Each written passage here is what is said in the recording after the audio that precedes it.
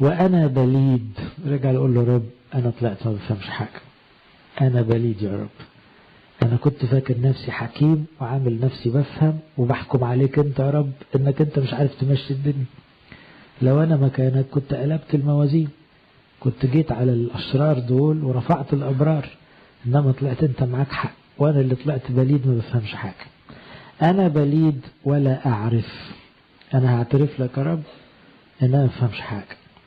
صرت كبهيم عندك ولكني دائما معك. يبقى كل ده عشان نوصل للحتة دي. يعني ايه؟